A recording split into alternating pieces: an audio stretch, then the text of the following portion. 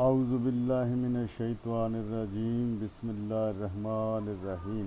آج ہم بات کریں گے حضرت شاہ کمال چشتی رحمۃ اللہ کے بارے میں۔ ہسٹری ان کے بارے میں کچھ بتانے سے قاصر ہے، تاریخ کی تمام کتابیں ان کا ذکر کرنے سے خالی ہیں۔ ہسٹری یہ بھی بتانے سے قاصر ہے کہ وہ کہاں پیدا ہوئے، ان کے ماں باپ، بہن بھائی اور خاندان کہاں آباد تھا، وہ قصور شہر میں کیسے پہنچے۔ کچھ لوگ کہتے ہیں کہ وہ فیروز پور جو ابھی انڈیا میں ہے اس کے گرد و نواح کسی گاؤں میں پیدا ہوئے، اور کچھ لوگ ان کو قصور شہر کا پیدائشی بتاتے ہیں، اور نہ ہی ان کی طرز زندگی کے بارے میں کوئی تفصیل موجود ہے کہ انہوں نے اسلام کے لیے کیا کام کیا اور خود کس پیر و مرشد سے فیض یاب تھے۔ البتہ ان کے مزار پر جو حروف لکھے ہیں ان سے پتہ چلتا ہے کہ وہ حضرت بابا فرید الدین گنج شکر کے خاندان سے تھے۔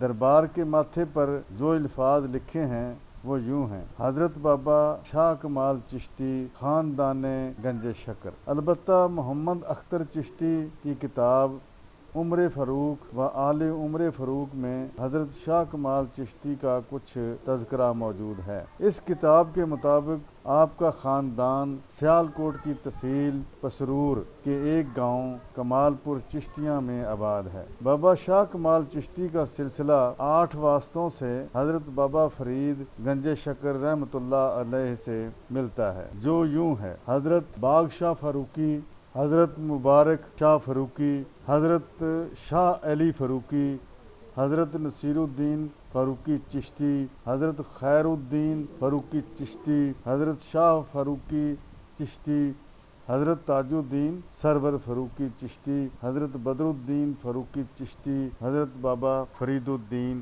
گنج شکر پاک پتن شریف۔ سامعین، بر صغیر میں 4 بڑے سلسلے ہیں جو اس طرح ہیں: سہروردی، قادری، نقشبندی اور چشتی۔ چشتی سلسلہ چشت گاؤں سے منسوب ہے جو ہرات شہر سے چشتی سلسلہ چشت گاؤں سے منسوب ہے جو ہرات شہر سے 140 کلومیٹر کے فاصلے پر افغانستان میں موجود ہے۔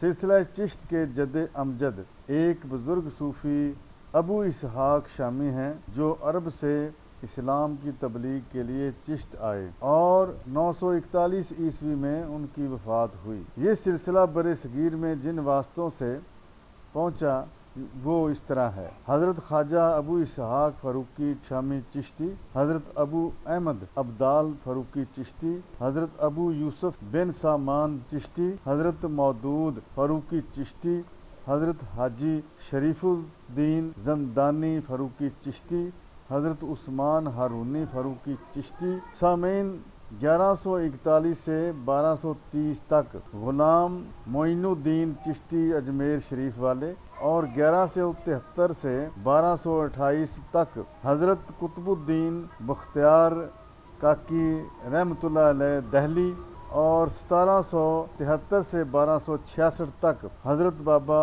فرید الدین گنج شکر پاک پتن شریف۔ سلسلہ نقشبندیہ کے رہنما و رہبر مقرر رہے۔ حضرت بابا فرید الدین گنج شکر کے بعد چشتی سلسلہ 2 شاخوں میں تقسیم ہو گیا۔ ایک شاخ حضرت علاؤ الدین صابر کلیہ شریف رڑکی انڈیا، اور دوسری شاخ نظام الدین اولیاء سے منسوب ہے۔ ایک شاخ صابری اور دوسری چشتی نظامی مشہور ہوئی۔ حضرت شاہ کمال چشتی کا مزار قصور شہر سے 4 کلومیٹر دور لبے روڈ فیروز پور روڈ پر ایک مٹی کے پہاڑ پر موجود ہے۔